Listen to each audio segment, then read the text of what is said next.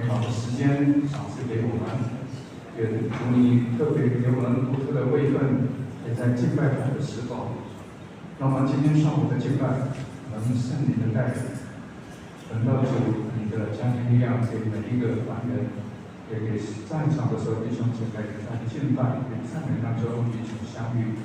主，我们感谢赞美你是奉靠耶稣基督的圣的圣灵祈求。阿门。弟兄姐妹，大家平安。平安。感谢主，今天有这么好的天气，让我们一起来到神的面前来敬拜他，好不好？我们从你的座位上站立起来，让我们来赞美神，宣告我们是那个承载神荣耀的器皿，无论在任何境遇，神的荣耀都在我们当中。阿门。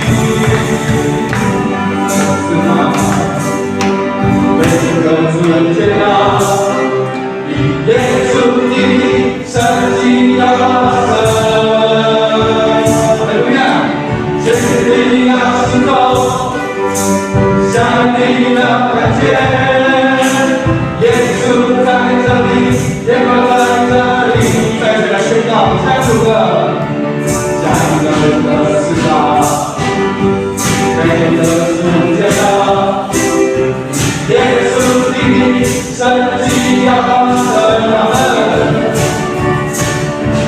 谁人要领受，像你要感觉，耶稣在这里，耶稣在这里，耶稣在这里，耶稣在这里，耶稣在这里。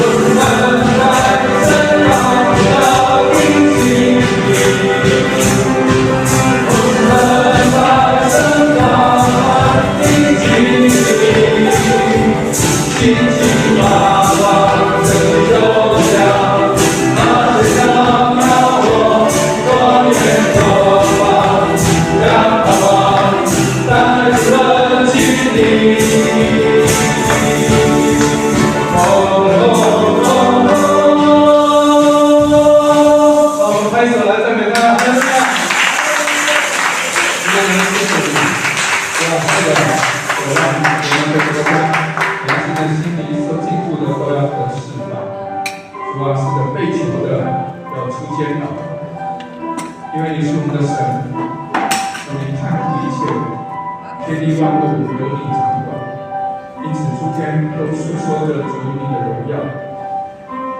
我们来传扬主你奇妙的作为。诸天诉说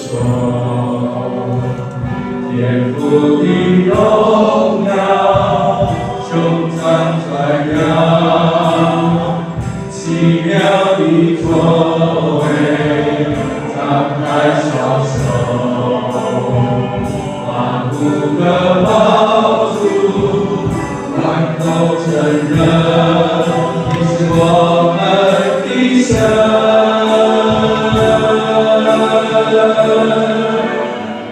我们的神坐在宝座上，圣洁充满荣耀，万民敬拜着人生。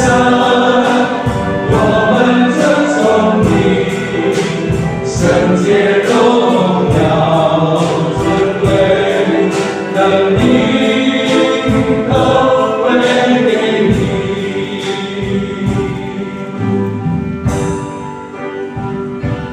耶稣说，耶父的荣耀，颂赞传扬，奇妙的作为，张开双手，万物的宝主，万口承认你是我们的神。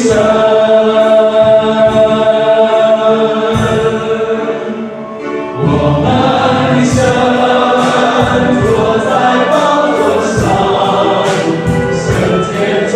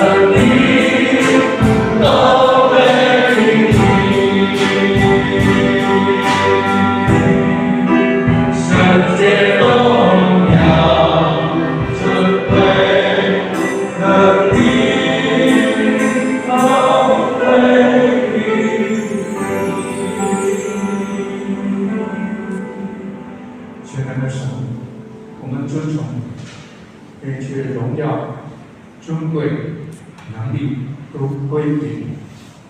主啊，这是我们心里面深切的宣告，愿一切圣洁、荣耀、尊贵、能力都归于你，直到永远。阿门。弟兄姐妹，请坐。接下来我们有一个奉献的时间，请大家准备奉献。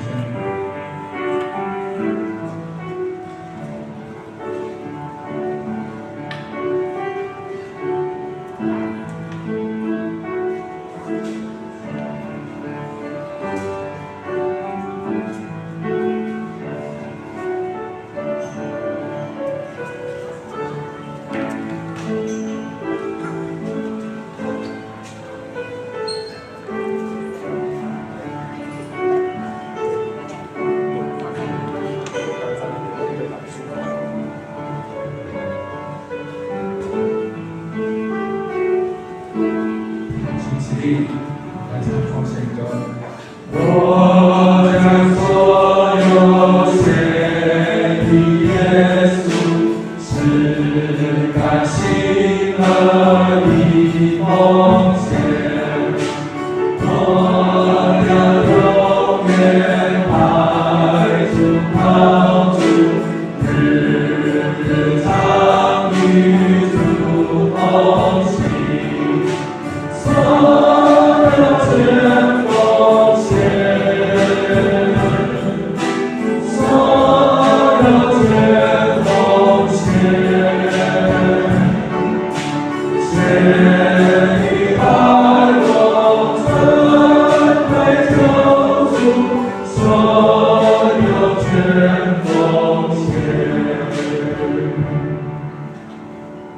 弟兄姐妹，请坐。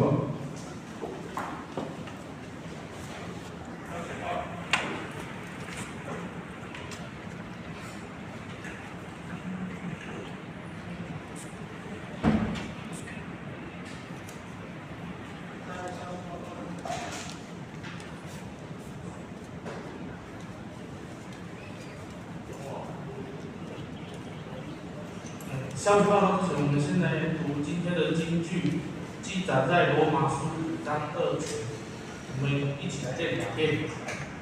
我们又借他因信得进入现在所站的这分中，并且欢欢喜喜盼望神的荣耀。我们又借他因信得进入现在所站的这分中，并且欢欢喜喜盼望神的荣耀。我们来翻到下一页消息报告。今天是大家节的第一主日，由宋元长期来点燃代表希望的蜡烛。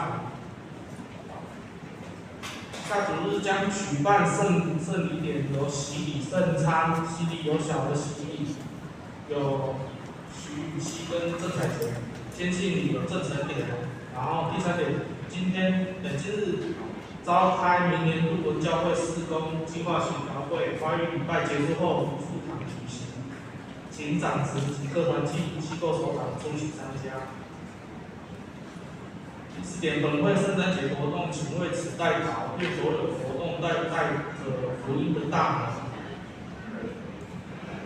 第5点，本会举办圣诞节聚餐与12月25日。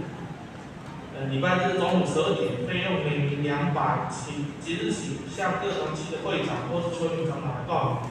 以上报告。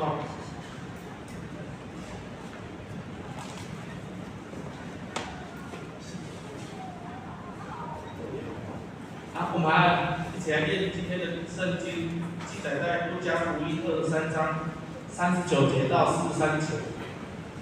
那我们一起来，好吗？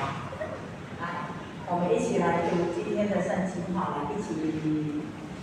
那特定的2个人犯来，有一个讥笑他说：“你不是基督吗？可以救自己和我们吧。”那一个就深深地对他说：“你既是一样受刑的，还不怕上帝吗？”帮我按好了哈。好，我们是应该的，以我们所受的与我们所做的相称，但这个人没有做过一件不好的事。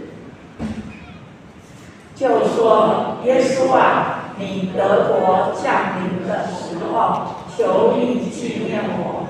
耶稣就对他说：“我实在告诉你，今日你要同我在乐园里了。”好，感谢主啊！我们今天是代降节的第一主日哈。那代降节是什么意思呢？代降节不是等待耶稣降生，而且代降节是基督教的有一个教会历，就是按照整个那个这样子，整个教会的那个历就是年历的历它有以前还没有分成那个新教旧教的时候，那几乎就是按着这样来走。其实就从代降节开始。那代降节是什么呢？代降节就是等待耶稣再一次的来。各位弟兄姐妹，耶稣再一次来的话是做什么？是要来审判所以我们在这个每次在过代降节的时候，而且每一次在过圣诞节的时候其实是提醒我们在神的恩典里面，我们还存留我们还有活命。那我们期待这个世界是让神来掌权，不是吗？我们说今年我们教会的那个主题叫做团契年，所以我期待我们每一个弟兄姐妹，我们在这个团契的里面我们更深的进入，好不好？其实我自己在今年碰到了很多肉体的困难。肉体的困难，那在这当中有很多的挣扎。那我相信很多弟兄姐妹也是一样，在他的生命当中，在他的生活里面碰到了很多的困难。但是我们在这个最后的这一个十字架的团契，十字架的团契，我们看这十字架的团契，我们从同心的团契开始，我们就是看到耶稣他怎么在这当中带着他的门徒同心，然后为他们洗脚，然后最后那个最后的晚餐饼杯，然后这当中发现人有软弱，对不对？彼得的软弱，那一种3次不认主，然后到主怎么是接纳这些他的门徒。再来上个礼拜我们说赦免的团契，今天我们要讲盼望的团契。你看这整个都是围绕着耶稣他最后的这一段的时间，那可以想象，其实耶稣基督的生命对我们很重要。那我们特别在迎接这一个圣诞节的时候，其实我们不是只是注重说那耶稣降生了就是带来救恩什么，我们要思考。那耶稣在世上的日子，他所带来的这些教训教导然后他所展现出来的那个生命力，到底在我们的生命当中，在我的里面，在我们的教会里面，我们有没有这样子？那我们上个礼拜，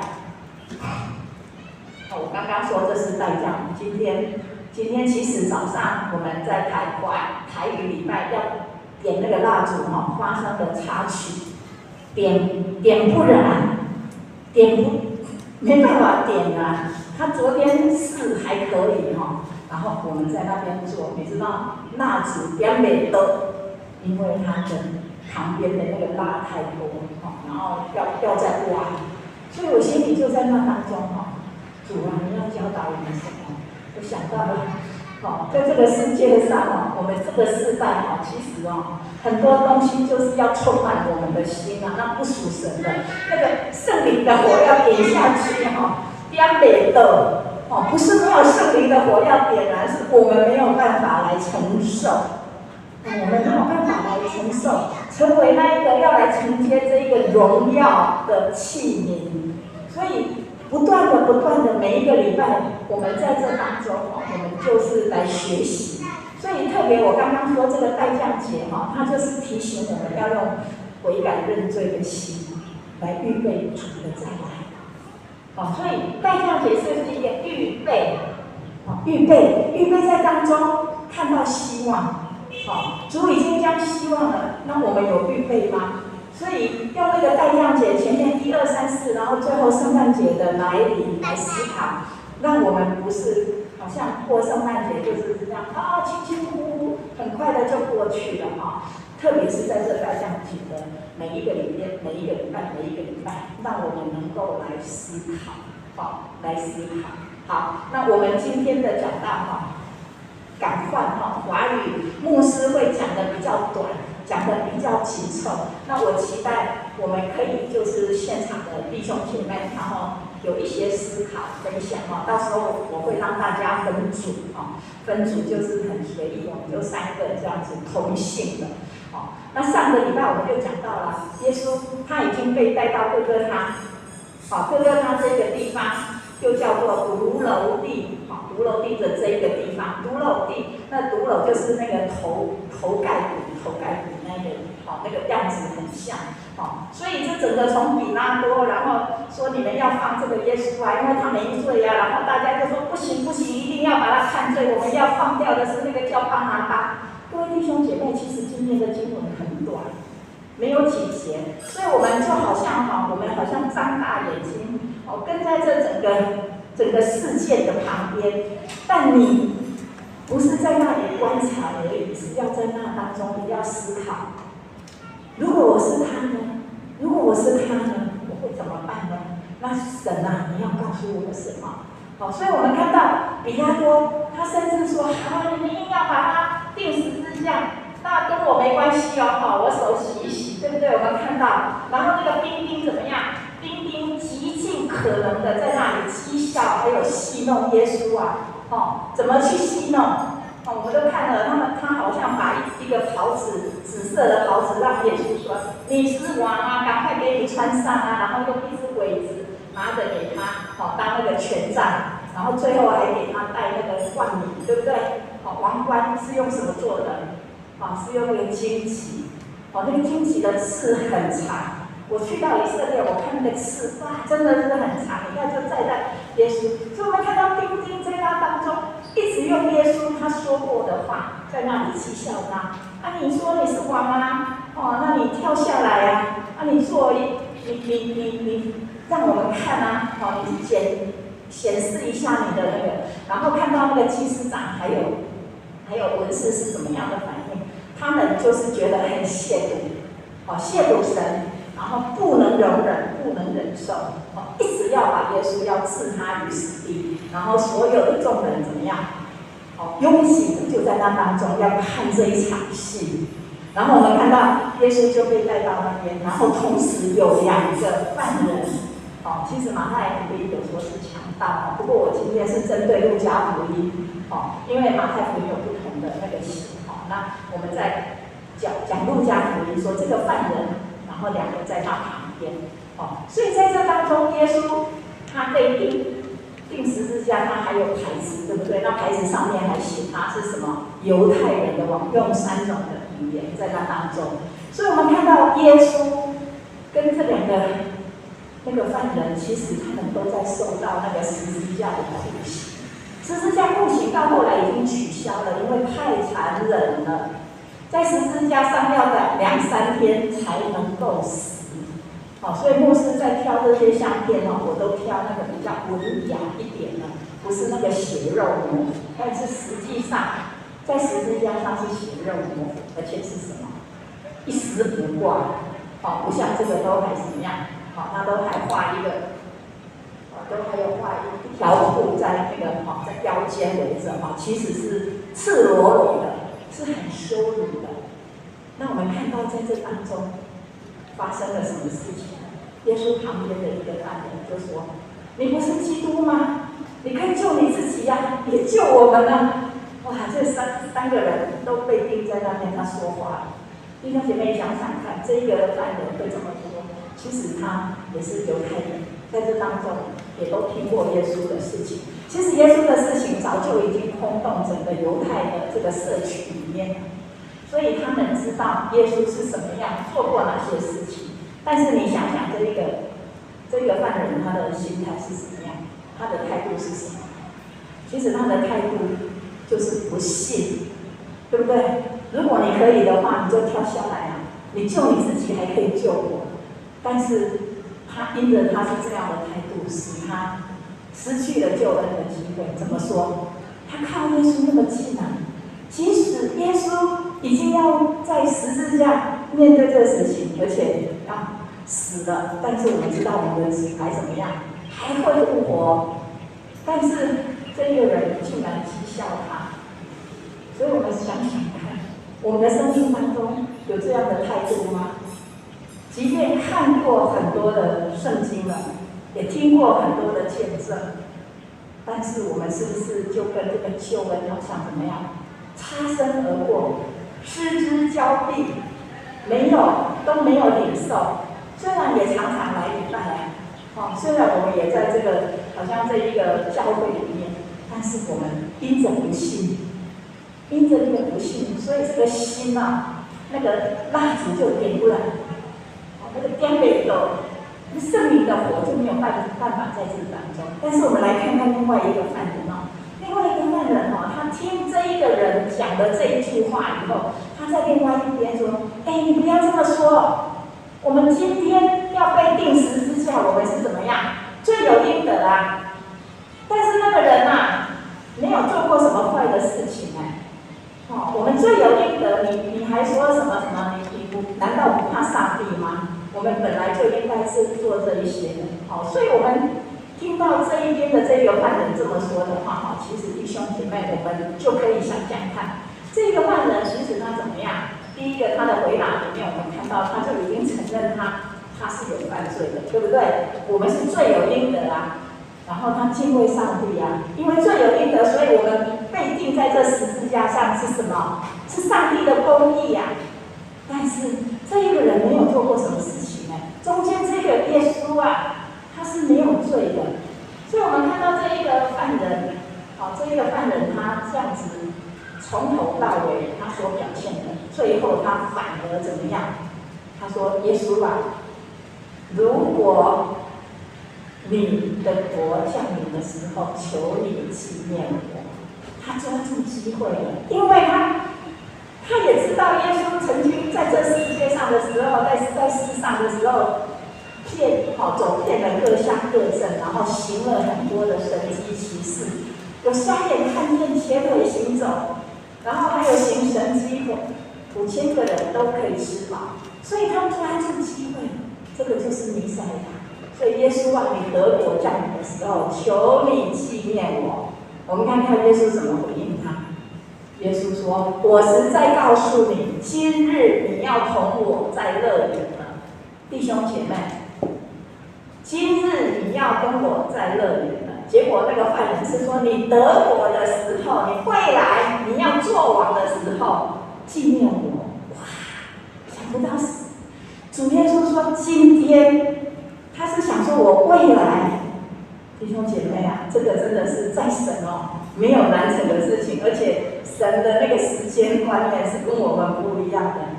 今日跟未来得国，其实对耶稣来说是没有什么困难的，而且我们是活在三度空间里面，我们无法想象，我们无法想象。但是神他就说，主耶稣说，今日就要同我在乐园了，同我在乐园。感谢主。我们在哥哥他上看到这3个十字架，中间的就是耶稣基督救恩的十字架，然后一边是一个拒绝的十字架，一边是一个接受的十字架。其实我们一辈子都在选择，你要在哪一边？你要在耶稣的这一边还是那一边？你要当这一个接受的十字架，还是当这一个拒绝的十字架？弟兄姐妹，我们没有一个人不是罪人嘛。其实我们也应该钉在十字架的，不是吗？那你要接受耶稣吗？你要选择哪一种呢？在你的生命里面，你有碰过这样的难题吗？或者在你的生命当中，其实从来没有想过这一件事情，那我劝你要多想，因为当你选择很明确知道我要当这个接受的十字架的时候，那这个就是一个连结，好吗？好，就是一个连结的开始，以至于你的生命才会得到滋润。所以弟兄姐妹，我们说这个团契很重要，就是我们一定要跟我们的神有一个团契的关系，以至于我们那个横的人跟人的团契才能够扩展出去。基督徒，你不要做独行侠，就只有我跟神的关系很 OK， 或者是你就是怎么样当一个然后非常的那个，但是都是世俗的，跟人的关系完全没有跟神的关系，一定要这两方面都非常的健壮，特别是跟神的关系。我们牧师有讲一个例子，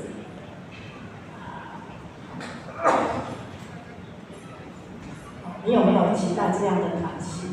我们知道这一边的这一个，他跟耶稣其实两个人都在十字架上是怎么样？一边流着血，然后一边在痛苦当中，而且十字架是酷刑，后来已经没有取消了这种酷刑了，太残忍了，2、3天才会死，然后一直流血，一直失血，然后重量一直往下，然后一直吸不到空气，因为身体一直往下坠。那我们看到他们竟然在这样子的情况下，可以分享那个奥秘的团契。我们看到那个耶稣竟然看过去他的那一点，可以让那个犯人他觉得，他的生命就是跟神在那里。不晓得在你的生命当中，你有没有这样子的盼望？其实我们都曾经会在病痛里面，或者是在被压迫。这种压迫可能是你的工作，可能是你的关系那一种压迫，或者是生活的挑战，或者是在失望里面。但是唯有主耶稣能够给我们盼望，唯有主耶稣能够给我们盼望。你没有办法靠着你自己得胜，即便我们可以办法靠着我们自己，你仍然要感谢说：主啊，谢谢你，因为我所有的都是从你而来。所以弟兄姐妹，你唯有跟耶稣的这种紧密度，靠着我们跟他的那种每一天的紧密度，以至于我们能够强壮，以致我们里面的那个属灵的人能够强壮。所以我们能够跟主团契以后，我们也能够跟人团契。牧师自己的我的经验，大概这2、3年来，我的僵直性脊椎炎的医师，他每次看到我，他就说：“哦，牧师你进步好多，你这2年多来受苦了。”可是我走到这个时候，我觉得说感谢神啊，上帝没有抛弃我，主耶稣与我同在。那其实这当中有很沮丧的时候。你会发现那个病痛，或者是它是怎么样侵蚀你的意志力，就让你前面的路越来越窄。所以你必须什么？你必须是在你的，不是靠我自己的意志力，我必须是靠着神，然后再把那个路把它弄宽。这样懂吗？每一天的生活就是从以前我僵直刚发现的时候，每天早上我的手就会僵硬。然后要到晚上变软了，但是到晚上变软以后又怎么样？要睡觉了，因为隔天醒过来又怎么样？又僵硬了。我心里就在想说，哎呀，这样子的人生哎。然后后来医生说你要1辈子哎，我就想惨了，我1辈子要这样我怎么办？但是感谢主啊，吃药有改善，不过给我很大的一个提醒啊，我1辈子。我都不敢保证说，我1辈子就要跟主耶稣那么靠近，但是这个疾病要跟着我1辈子。而且现在又什么？就好像脊椎这边不是才2个髋关节都开好了，怎么一直压迫到神经脚就会痛呢？然后每次做了就不能坐久，现在可以坐久一点，可是还是会痛。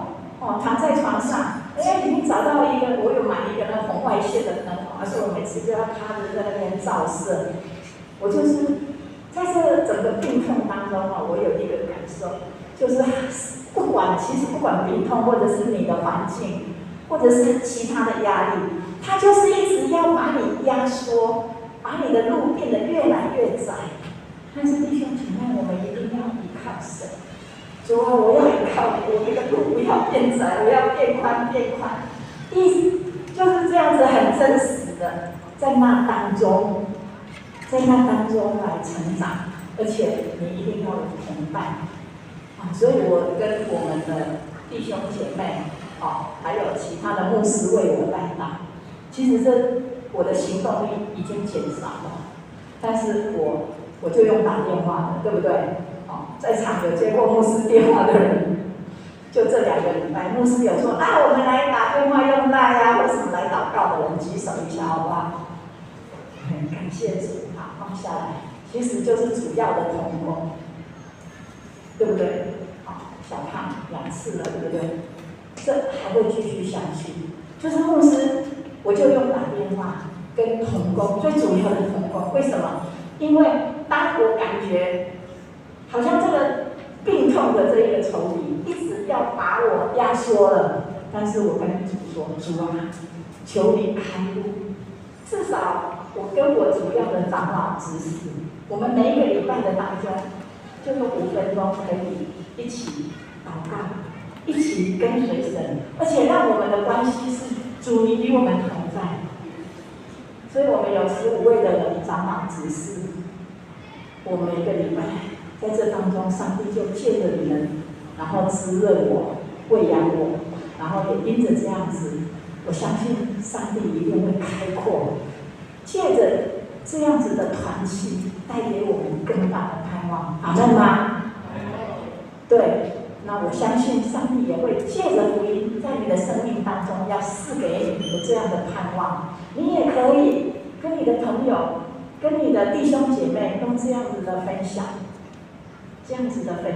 然后在你们的生命当中一起仰望神。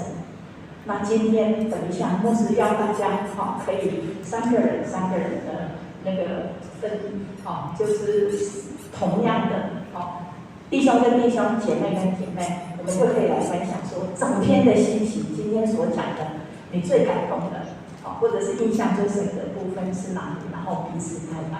好，那我们现在就带着我们刚刚从神那里所领受的弟兄姐妹，我们其他的小组长，我们动作一下，牧师会提醒你们时间我们大概给大家有10分钟。来。所以你之前也都来教会？然后我时常来第一堂的礼拜。第一堂。OK， 那今天难得在华人这样子，今天就对，40几岁就来这边。是。刚才牧师在讲的围坤还是荣耀弟兄有什么特别的领受吗？领受，我上个礼拜就都讲完了。每一个礼拜会有不一样的每个礼拜。他今天所讲的跟上个礼拜差不多了，我就跟那个有什么？他现在改名字，以前叫有疫情了，他现在改名字，所以他新名字我是不记得。其实他在那个牧师刚才讲道里面有一个，我觉得就是很棒，就是我们每一天都在做的，就是在十字架里面，我们是选择一个拒绝的，还是选择一个接受的？就有时候会觉得说，其实即便在我们每一天在做选择的时候，我们会选择说，今天这个时间，这个决定是接受主你亲自来掌权来做这些事，还是主我自己来的？这个时候就拒绝了。那在这样子的过程中，就会发现说，当我接受的时候，神其实就会带领我，而且特别是在工作的时候，我会觉得有很奇妙的事情，就是说，通常啊，特别是我们弟兄比较长的，就是然后跟兄弟你边啊休我来的，但是很容易把事情搞砸，很容易把事情搞砸。后来我后来学会就是说，主啊，你成为我生命中的救主，你来掌权，你来为我做。那我后来发现，有时候神在每一件事情上的一个做法，就是超过我所求所想。所以这个是我每天，就是每天或是每时每刻，我现在在学习的是，不要把主放在旁边，反而是主啊，我不行，交给你。那我就是有一个很大的领受，因为圣经我所写的都是真实的，那神对我们的爱，连那个最小的事，他其实都看顾。所以这个是今天在牧师的讲道里面有一个很大的感受。我们要弟兄，确实啊，我们在每天都会有很多的选择，到底是要接受还是要拒绝？但是像你所讲的，每次的时候我要交托给上帝来做的时候，有时候会想着，到底这个是不是上帝的意思？有时候就会这个样子。到底如果是上帝的话，他会怎么做？这个就是我们困难的地方，时常会有这样。当然，我们如果知道这是上帝的意思，我们一定会接受，去拒绝，了解。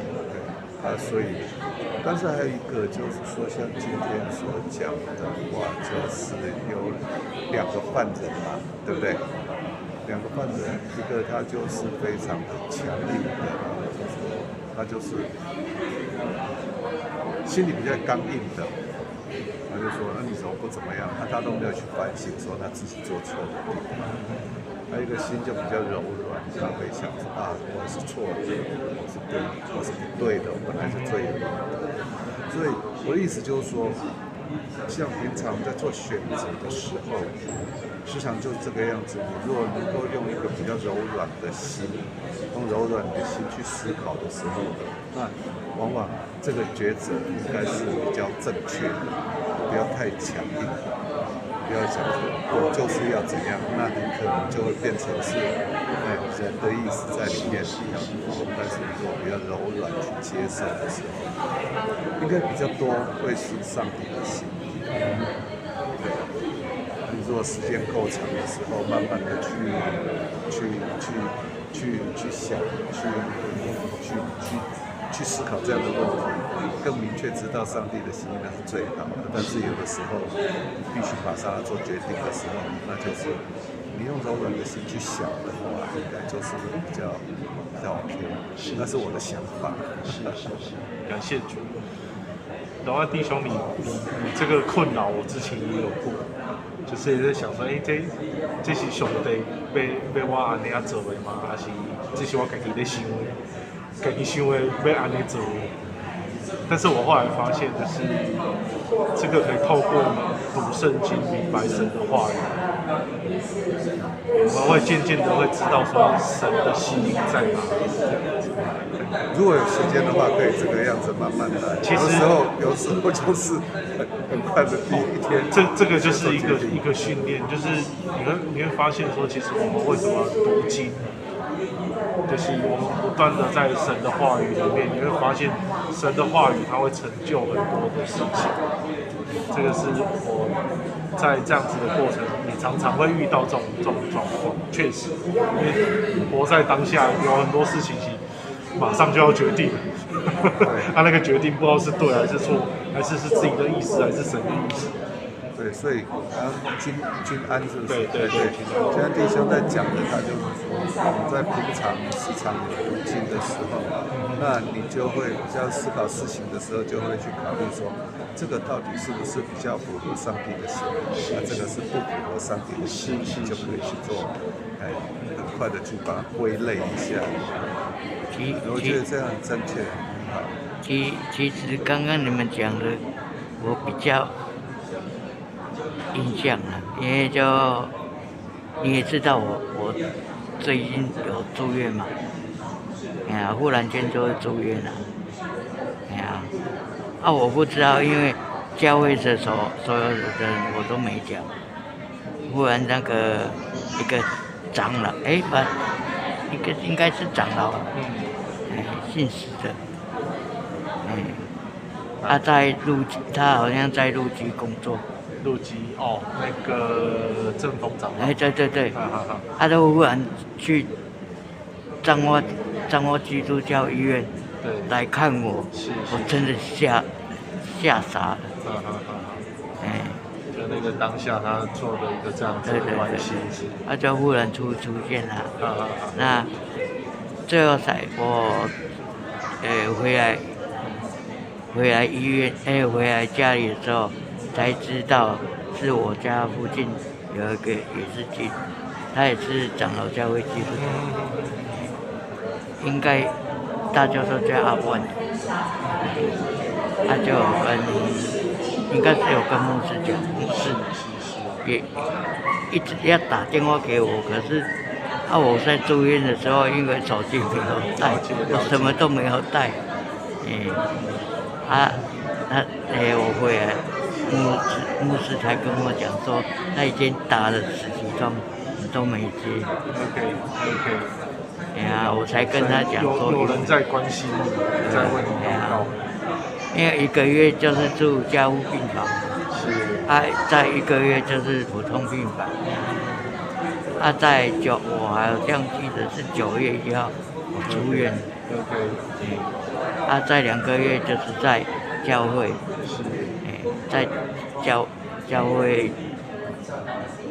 还没回家，就是2个月过后，我就一直在想说，我想回来教会。OK 吧。有没有什么需要我们带导的？带导的，因为现在我目前就是走神经受损，就是这应该是下个礼拜，就是要看耳朵跟，所以就为身体的来带导。荣耀弟兄，没关系，我们来帮你。他围坤。围坤就是上面刚刚有写那个，身体欠安的是围坤，那就我们就为围坤来带导。一回来我就马上。没关系，好，那我们就一起为你的身体来祷告吧。天父，我们感谢赞美你，是的主父神，我们将围坤交托在你的手里，主父神也保守在他的身体上，主父神，因为围坤是特别为围坤来祷告，就是特别的荣耀的浇灌赐福在围坤的身上，愿主父神你必将你的良恩典满满的浇灌，是的主，特别是将医治的浇灌在围坤的身上，赐福在围坤的手上，单单的就是将你们交托在父神的手里，一直祷告。都是奉靠主耶稣基督的名求，主的名。我们看这世界更多，主啊，愿我们的心能够被你触摸，愿我们的脸能够调转，单单仰望你。感谢你赏赐我们主耶稣基督，借着他，我们重回父神你的怀抱，在你的怀抱里面。享受那个和睦的关系，也借着我们跟耶稣基督的关系，主你扩张我们，让我们在人跟人的关系上面就和睦了。谢谢你，因为我们原本不知道该如何跟人建立关系，常常我们也在这关系当中受伤。但是主啊，我们仰望你，我们依靠你，愿你自己所说的话语。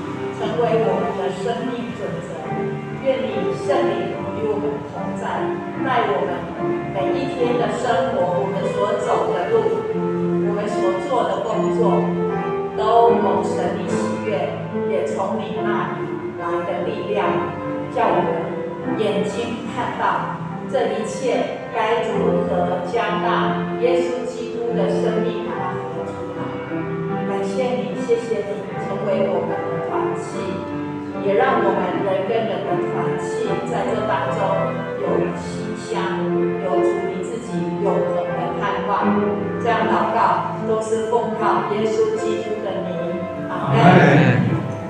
谢谢弟兄姐妹，从你的位置上站立起来，我们用这首诗歌来回应今天的信息以及神给我们的恩典。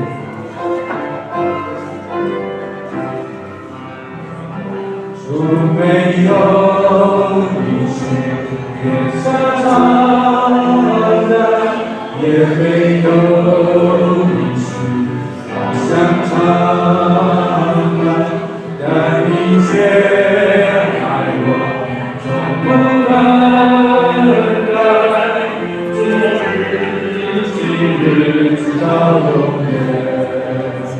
主你为我承担一切，爱如有什么不愿意？我是否爱你，像你爱我，全心全人都奉献。我是被主从家买回的，耶稣羔羊，从个完全牺牲，我愿意一生紧紧跟随，一生不后悔。我是被主从家买回的，耶稣羔羊，这个完全牺牲，我愿意一生紧紧跟随，一生不后悔。我是被主从家买回的，耶稣羔羊，这个完全牺牲，我愿意一生紧紧跟随，一生不后悔。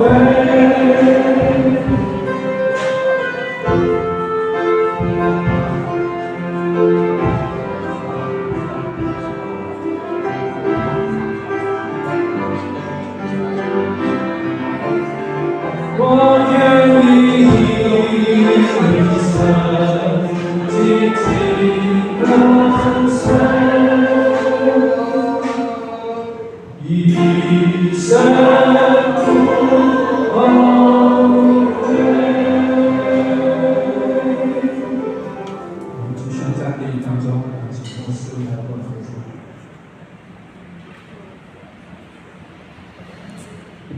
我们一起来领受。愿我主耶稣复活的大能与恩典、天父的慈爱以及圣灵的团契相东扶持，与我众弟兄姐妹同在，从今时直到永永远远。阿门。我们一起来唱这首歌。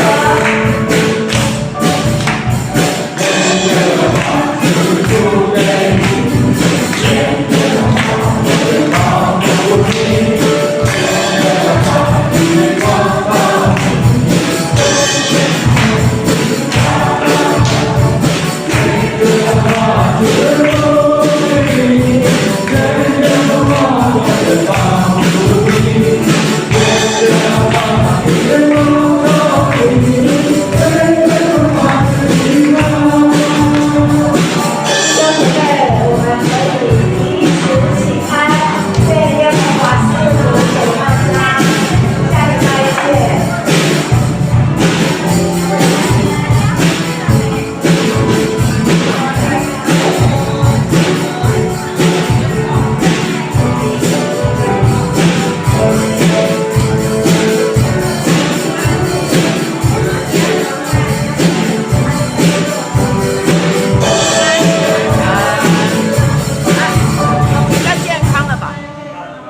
在还要做复健啊。现在那个手，你之前是手还是脚？我下个礼拜要看那个神经内科。